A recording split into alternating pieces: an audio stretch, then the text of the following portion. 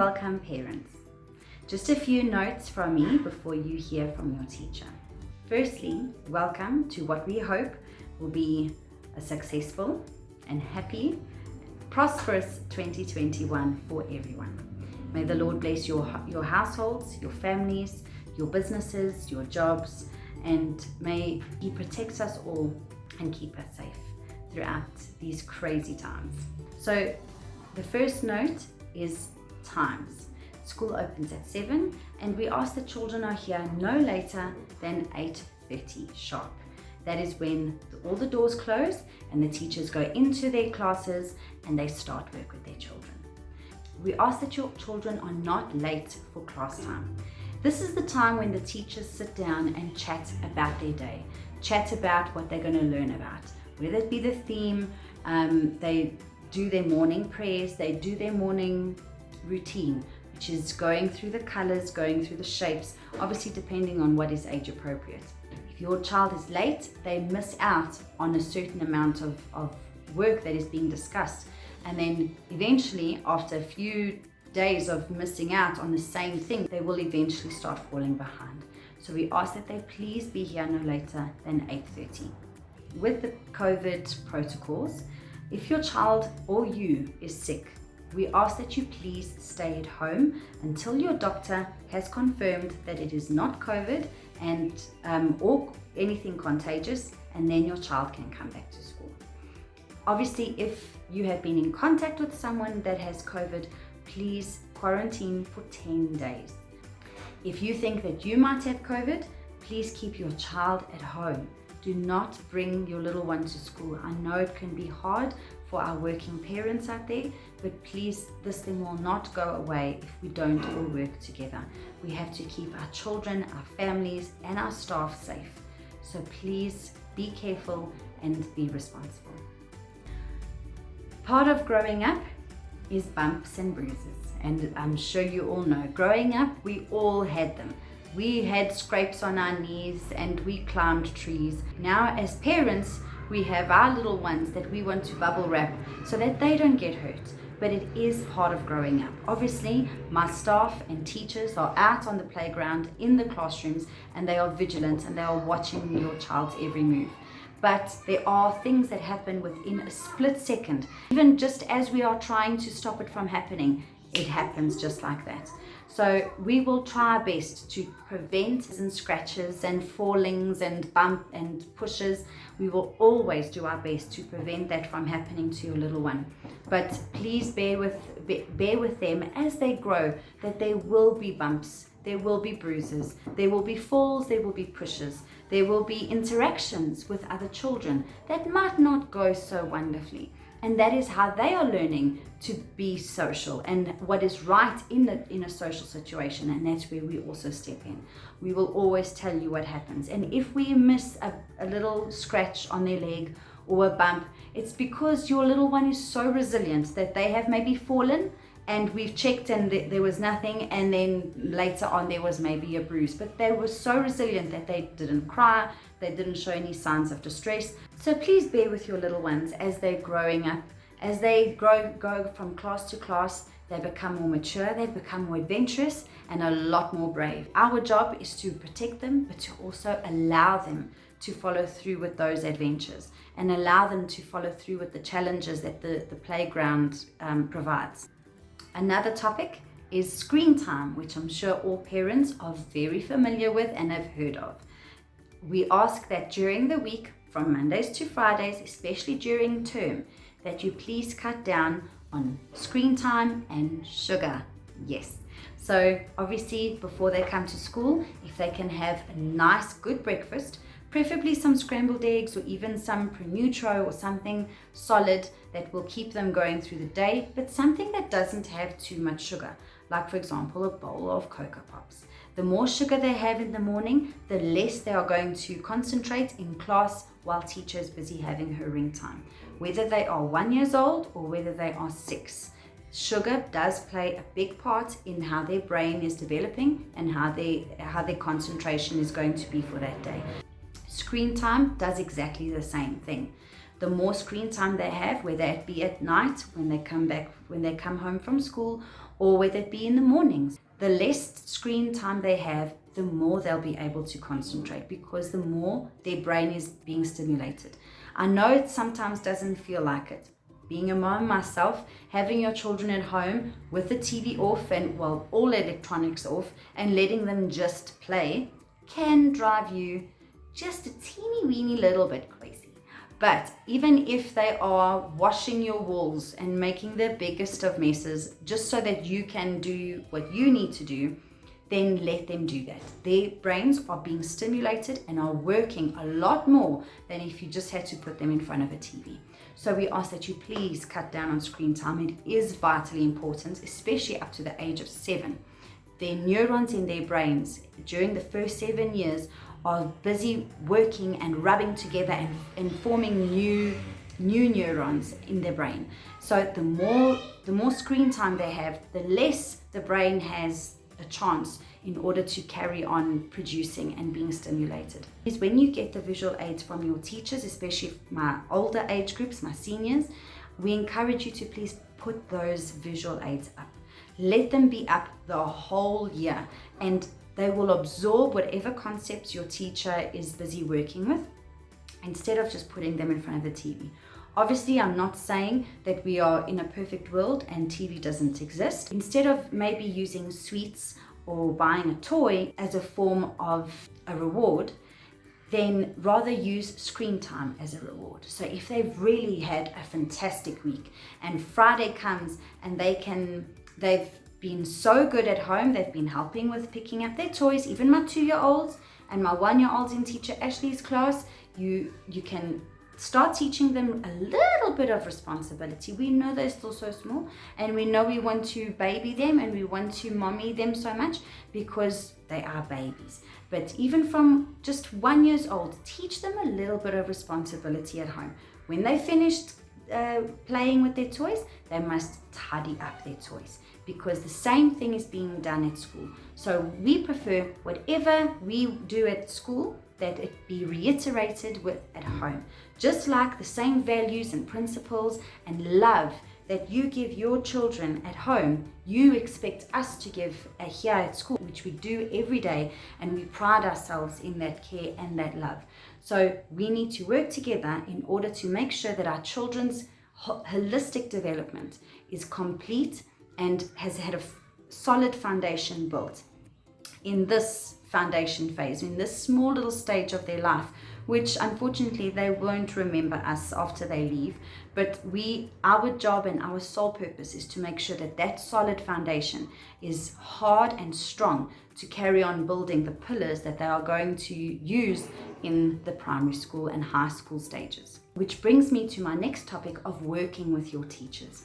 There will be a few times during the year that your teachers will ask you for things. For example, the pictures that we need of your little one and your family. There will be times when we are discussing a theme and we would like for you to discuss that theme at home with them as well. Even for my little 1-year-olds, when we're learning about the body, let's talk about the body at home. Let's get a picture up on the wall and let's learn where our eyes are, where our ears are. For my older ones, when we're learning about the body, moms and dads in the car talk about where your organs are. What do your lungs do? What does your nose do? What are the functions? Instead of just finding out, because by now, when they're big, they already know where everything is. Let's talk about the function of it. Let's push their boundaries. Let's push that knowledge a bit more, because they are sponges and they will absorb it.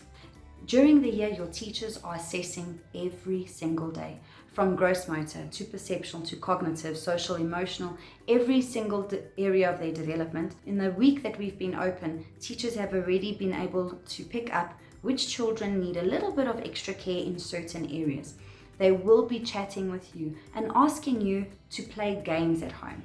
We don't assess in a formal way. How we assess is through play and through games. That's how the teachers can then pick up. So when they're learning, and to make it fun for them to want to learn more, we ask that you play games. You don't have to go buy expensive books or expensive games. A lot of the things that are taught can be done just verbally or just with simple things like getting pictures from a magazine. If they are learning about the letter A, like this week, Teacher Sabrina's class and Teacher Monique's class, they will be learning about the letter A. Some of them will be going on to the letter B for Bouncy Ben. Moms and dads at home, go through the pictures and ask them which pictures start with the sound that they are learning, and then let them cut it out, even if they cut skew and it's not for marks. It's just also then at the same time they're learning, they are sharpening their scissor skills. So just play little games with them, allow them to boost their knowledge. Our job is to provide them with the tools needed in order to get there. As some of you may know, my teachers have got 2 afternoons off a week, which will be the same afternoons for the rest of the year. During the afternoons, when they are here, please feel free to chat to your teacher about anything. If you have any queries, if you just want to know how your little one's been doing, please feel free. If obviously we all can't be outside now with the protocols, only Tace is outside in the afternoons, and then he calls whoever, and then the teacher brings that one. But otherwise, you don't see all the teachers in the afternoon because we're all at the back. We have to look after the kiddies. So in the afternoon, if you see, you can always ask Tace, is Teacher Sabrina here? Is Teacher Jamie here? Please can I chat with them? And then we'll come and chat with you. We are so excited to chat with you about your little one because we love them dearly and we only want what's best for them. Which also brings me to my next topic. If for any reason your teacher suggests any form of therapy, the 3 main therapies that are sometimes needed in this field is speech therapy, occupational therapy, and physio. Those are the 3 fields. The one, speech, deals with language, vocabulary, and the pronunciation of words. It's everything as well as auditory processing. Okay.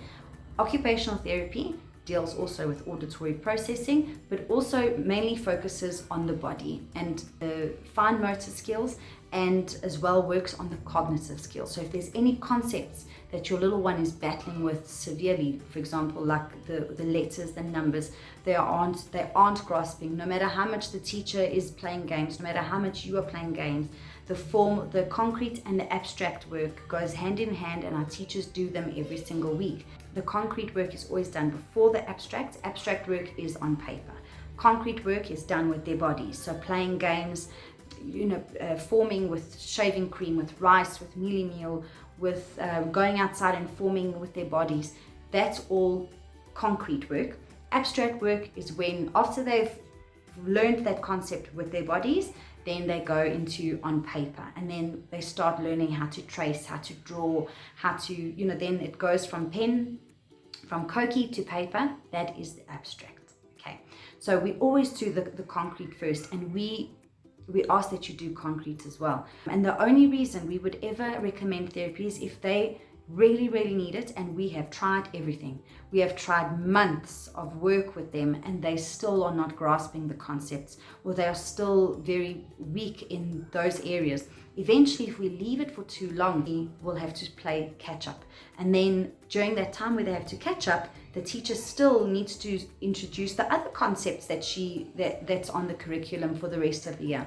And then they won't be able to grasp those concepts because they're still trying to catch up on the skills they haven't mastered. So when your teacher recommends any type of therapy, I know as a parent it is quite a hard pill to swallow. My son had to do OT and had to do physio for 2 years, and it is an initial block. It is an initial shock to your system because you think, oh my gosh, what have I done wrong as a parent? What is wrong with my child? And we are not saying that there's anything wrong with your little one. The sooner a child starts therapy, the sooner they will end it. If a 3-year-old, for example, has a lisp and starts speech therapy, they will be done within months. Whereas if we leave it until they are 5 years old to start speech therapy, it will take years to correct that bad habit that has been forming in their mouths for such a long period of time. So that is the only reason any therapy will ever be suggested. No, the school does not receive any cutbacks from the therapists. We work closely with the 3 therapists at Therapy Works. We do that, we work closely with them, and we recommend them because we know that they are good. We do not get a cutback from them for any child that receives therapy. A lot of the therapists are happy to come to the school and do therapy at the school with them. I have a few little ones doing speech therapy once a week. The therapist comes here, sits in my office, and does one-on-one sessions with them. Same thing with the physio and the occupational therapist. You are more than welcome to always go find your own therapist that you personally know, or you know someone who knows. You are more than welcome to. And we are happy to always work with them. It's always better that the therapists and the teachers and parents work together to ensure. I'm almost done, hang in there. So one of the things that we always have done is plan the events for the whole year. And then I give you an events fee in January, and it must be paid before the end of Feb. And then it's all the events for the rest of the year, whether it be our school trips, the magician, the farm animals coming to visit, whatever event I plan, I put it all in there, then it's covered for the rest of the year.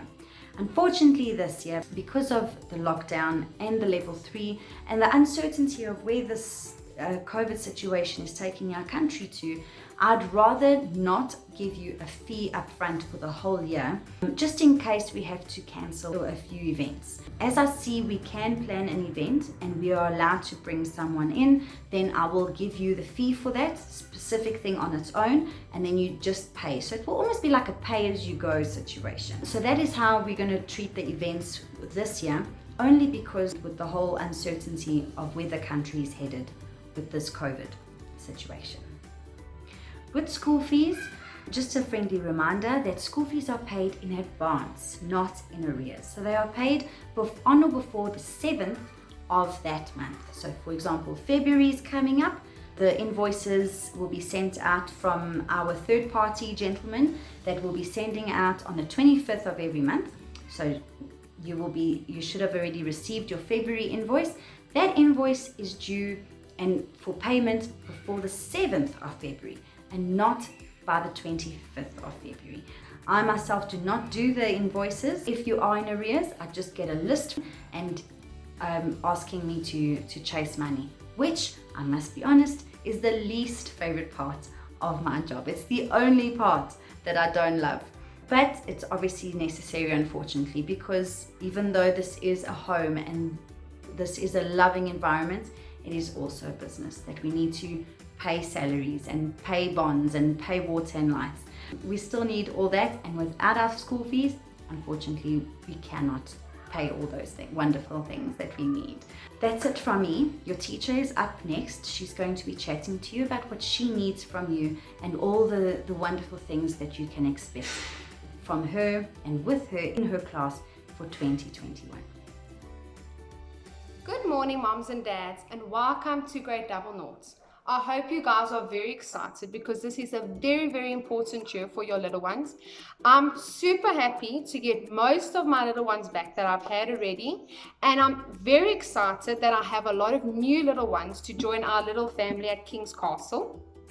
So because of COVID, unfortunately, we cannot have orientation at school like we normally would, and you guys could ask us questions and everything. So we have rather decided to do a video. So after this video, if you guys have any questions, please feel free you can message. You can phone the school phone, you can message me or Teacher Marisa, it's not a problem. Or I'm here at school every single day from 7 o'clock until 5. The only day that I'm not here until 5 o'clock is on Wednesdays and Fridays. I leave at 1 o'clock. So you guys are more than welcome to ask any questions you want. If you have any concerns, or even throughout the year, if something pops up and you guys aren't really comfortable or you're not really sure about something, you're more than welcome to ask. Please do, because I'd rather have that communication with you and us going through things that maybe we find that, okay, I'm not too sure about this, what can I do about it? So if you guys have any questions, please feel free to ask me or Teacher Marisa. We don't have any problem. So I just want to hit off a few things of what is expected by the time they finish my class, so that by the time they go to grade R with Teacher Jamie, or if you guys decide to put them in another school, which Teacher Jamie is awesome. So I'd rather say stay with us, but it's all up to you. So our year goals for the end of the year and for when they reach Teacher Jamie for grade R is they need to know all their letters. So I did speak to some of the parents about it. So not any apple, they need to know A, B, K, D, all the way until Z. So please don't stress. I know that some of you guys won't know, and you might say it's A, B, C, D. Please, it's not that. So what I'll do is on Monday morning, Marisa will send out a video on the group with all the correct pronunciations. So by the time they leave my class, they need to know all the correct pronunciations of the letters. So when they look at, for instance, any apple, they're not going to say that any apple is any apple. It is letter A. The other thing they need to know is their numbers. They need to be able to count up to 50. I do try and push them to 100. My class last year was counting to 100, but the main goal is to at least count until 50 by the time they go to grade R, and recognizing the numbers from 0 until 10. So I do work with them every single day. We do letters and we do numbers. Once a week we do a worksheet of our letters, and we do a worksheet of our numbers. I'm also doing a lot of games, hand-on games with literacy and with numeracy, so that they do have a concrete foundation before they are doing a worksheet. So what I'm going to do is, because of COVID, we cannot send out homework. So on your stationery list, it did say a flip file of 50 pages. But please, we cannot send it out because of COVID. So what I'm rather going to do is next week, you guys will receive a pack. Now, on your stationery list, it did say that there was a pack of visual aids, which I think it was about 65 Rand or something like that. That pack you guys will get latest next week. And I need you to put that up. So that needs to be put up somewhere in their bedroom, wherever you guys are okay with putting it up, that needs to be put up. Not one of them, all of them. So what you need to do is every single day you're going to go over the letters with your child. You're going to say A, B, K, D, but don't stress, the video will be there just in case you guys need to fall back on the video. And then one thing that I ask, please don't do. Please don't do the formations. So the formations is how they write the letter. So on your formation little card, you will see it will say A, and it will have the correct formations at the bottom and the arrows and everything, but please don't do it, because maybe you'll misinterpret it and then they're learning it the incorrect way. So what I'm going to do is every Monday, hopefully the latest by 3 o'clock, because I'll probably do the video during sleep time, I will be doing a video on the letter and the number that they need to practice within that week. So once a week, you will get a video on a Monday morning explaining exactly what you need to do for homework with your child. So instead of me sending the worksheets home, you guys can use shaving cream on the table. You guys can even do it in the bath. You guys can let your child whatever you want, on a mirror even, and do the formation of the letters. You can use milli-meal, you can use rice. There's so many different things that you can use. So it doesn't necessarily have to mean that you've got to use a Koki or a crayon. It can just be with their finger, as long as they're doing the formation correctly. So for instance, next week Monday, you'll get a video with the letter A, because we did A on Monday, and you will get a video with number 0, because we did 0. So only once I've sent the video out regarding the letter and number that we've done, then please only do it. So next week, when you do get the video, one other thing that we'll put on the video that they need to know for sure is they need to know that their name is one thing and their surname is a completely different thing. So for instance, with me, my name is Monique and my surname is Madeira, because a lot of times when you ask who they are, they say Monique Madeira. So the thing is, they need to know that their name is one thing, their surname is a different thing, how old they are. So if they're 4, they need to show me that they are 4 with 4 fingers, or 5. They need to know their birthday and their date of birth. So that we are working on every single morning, but I will be sending that out in homework videos too for you guys to do. Usually we also send out gross motor that you guys need to do at home, but what I'm going to do is, because I do gross motor every single morning with them, I'm rather going to find out what your child is struggling with. So if I can see, for instance, Michaela is struggling with ball skills, I'm going to speak to her mommy, and I'm going to say, okay, mom, Michaela is really struggling with ball skills. Please, can you do this and this and this activity? Because if we work together as a team, even though I'm still doing it at school with them, it's better that we have me working on it and you also working on it, so that when they go to Teacher Jamie for grade R, that they're completely comfortable and they're not a few steps behind. Jamie can rather push them so much more. Because what I do is, once they've reached their milestone for this year, whatever I can do more, I will be doing more, because it's better if they have a lot more than them being miles behind. So that is the whole thing regarding homework. I will be sending out a pencil case. I did ask for 2 pencil cases and cokies and scissors and stuff. I've made 1 pack, a pencil case with your cokies, crayons, glue and scissors. That is only for homework. I will be telling the kids on Monday that that is only for homework. It is not for them to play with at home. It's only when it is homework time. So if we're going to have letter A, and you guys have already done it with the shaving cream or whatever you guys want to do with it, if you want to then go on a paper and do it, that's fantastic. You can also do that. Then you can use their cokies. Their cokies stay at home. They don't come to school. They don't come in the bag. It's for them to stay at home all the time. One thing when you're doing homework that you need to look out for, please, is when they are sitting at their table, make sure they're not taking their feet and locking it around the chair legs. Their legs need to be straight, and they need to be sitting up straight on their table. They cannot be lying down and leaning and coloring in like this, because that means that their core is weak. I will be doing lots of core games with them. So if I do find that your child's core is extremely weak or it needs a little bit more work on it, I will definitely let you know, and you and I can work something out where I will practice at school and you guys can do the extra stuff at home also.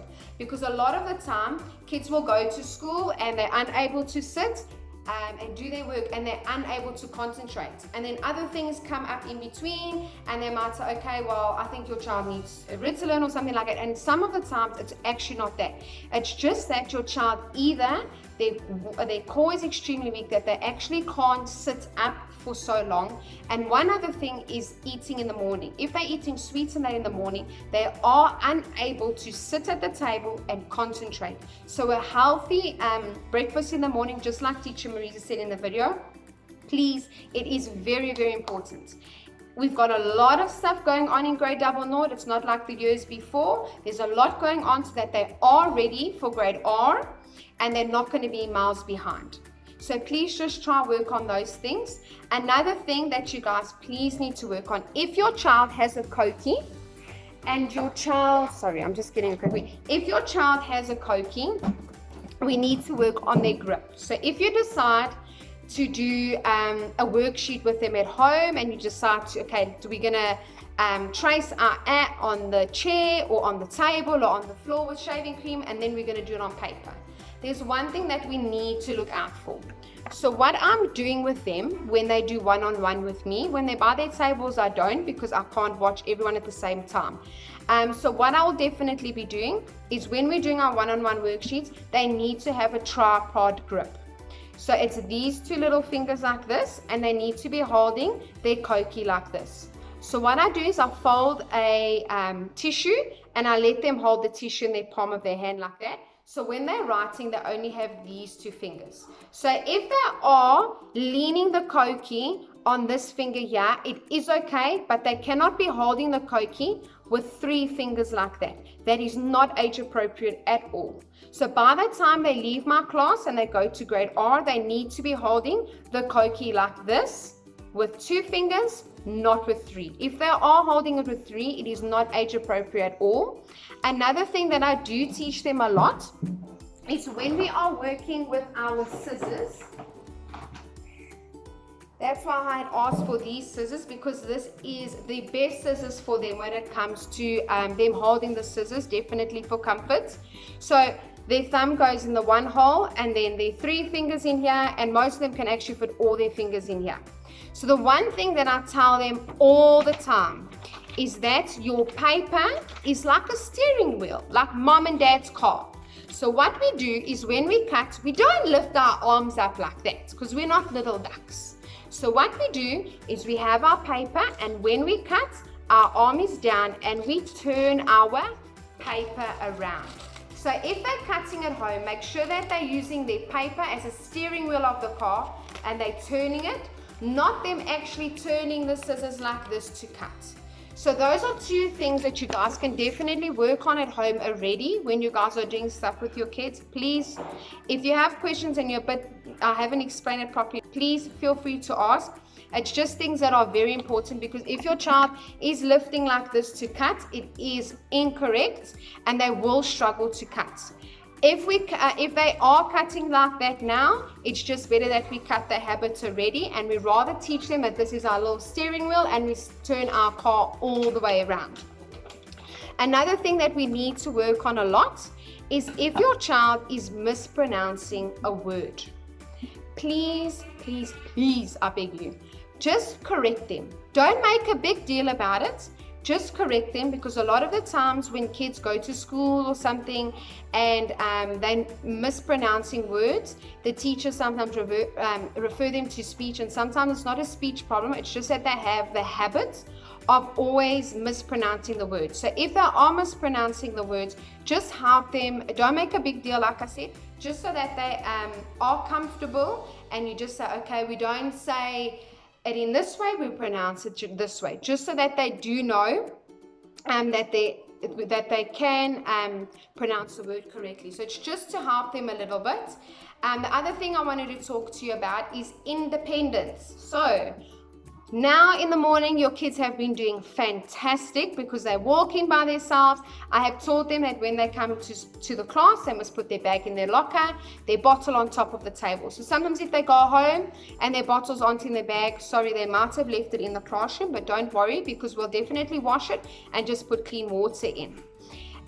So independence is extremely important when they go to grade R or to Teacher Jamie's class. They have a lot more responsibility, because when they go to big school, the classes are not small like they are here. They're 30 and over. So the teacher does not have time to teach, to sit and help every child tie their shoes and do this and do that. So we need to teach them independence. So simple things like packing their bags properly. Because I noticed a lot in the beginning, a lot of the kids were leaving their shoes on top of the locker. Half of their jerseys are hanging out. So I have kind of like taught them, please, we need to pack everything inside our bag. Small little things. Another thing that I do with them is when we do lunchtime, someone will help set the table. So it's a little bit more extra things, and the kids absolutely love doing that.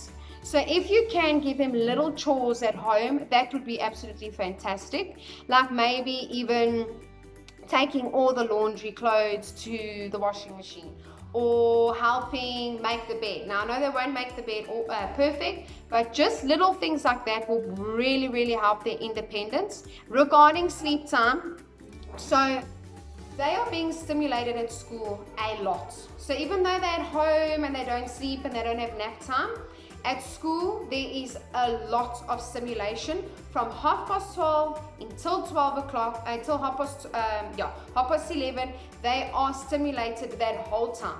They go outside from 11:30 only, so the rest of the time we are busy doing stuff the whole time. So they are very stimulated. So by the time we get that hour to lie down, max an hour and 15 minutes, because usually they eat at 12 o'clock, and then about 12:30 I'll do story time. Then we do our mattresses, so that's a little bit more independence for them, where they put their mattresses on their mattress, they put their mattress down because they all know where they lie down. So that's another little thing. So what we do is after they put their mattresses, we've had story time. By then it's usually like about 10 to, and then we have lie down time. I have told the kids, which is completely okay. If they don't want to sleep, it is okay. It's not a problem at all, but we have lie down time just to relax and for some quiet time because we've had a busy morning. And a lot of my kids do fall asleep because it is a very busy day. The other thing I wanted to speak about is sleeping stuff. Please bring your child's sleeping stuff every Monday and inside a plastic bag. Because sometimes parents bring a mattress cover or a blanket and it's just in the bag. We still have COVID going on, so please, if you can, rather put in a plastic. We pack everyone's stuff so it's not all touching each other, and we pack it away in the cupboard back in the plastic bag. I will keep the hats at school, so as soon as everyone has brought a hat to school, I won't send it home. On Friday afternoon during sleep time, the hats will go in the washing machine at school, and we'll keep the hats at home, just so that no one forgets the hats at home, and then we have a very hot day and we don't have extra hats and we can't borrow hats. So that is one other thing I will be doing. If you're not comfortable with that, I'm more than welcome to send the hats home, but we don't mind washing it here on a Friday so that it's ready for Monday morning. So that's everything that I kind of wanted to cover. There was just one other thing that I've noticed that, please, it is a huge deal, and I know Teacher Marisa has also spoken about it. School starts at 8:30. So at 8:30 doesn't mean that my kids are tidying up their toys or whatever. 8:30, I'm starting already. I'm starting with my letters, I'm starting with my numbers, I'm starting with ring time. So that means if your child is late, I have to stop what I'm doing while everyone is already concentrating. I have to stop what I'm doing, greet the child that's late, and then let them pack everything away. And by that time, my class of 20 kids have already lost their focus. So please, by 8:30, your child needs to be sitting in class. Not coming through the door, they need to be sitting in class. Please, grade double noughts is very important. If they don't have these if they don't have a proper foundation, they are going to struggle in grade R. And like Teacher Marisa also said, maybe if you 5 minutes late, that's 5 minutes that I've already done the letters, or 5 minutes that I've already done the numbers, or 5 minutes that we've already done our counting chart that we followed through with our fingers. Please be on time. The other thing that I did not bring up that I want to is I will be sending a number chart home. The number chart you can also stick on the wall with your letters and with your numbers. And what I do with the kids is we count every morning. We count, but when we count, we put our finger on number 1, 2, 3, 4, 5. So just visually, they're already starting to recognize the number. It is a very good thing. I am teaching them in class how to do it, so you're more than welcome to do it. Thank you very much. I'm so sorry my video is so long. But if you have any questions, please feel free to ask. I really don't mind. Even Teacher Marisa, she doesn't mind answering any questions. So please, all I want this year is to have a wonderful year, and may God bless all of us through this very difficult time. And I just hope that we will all work together, and by the end of the year, all my beautiful babies that I've had will go to grade R, and hopefully most of you guys will stay next year, because it's very sad when you guys leave and graduate. So good luck, and thank you very much for watching my video.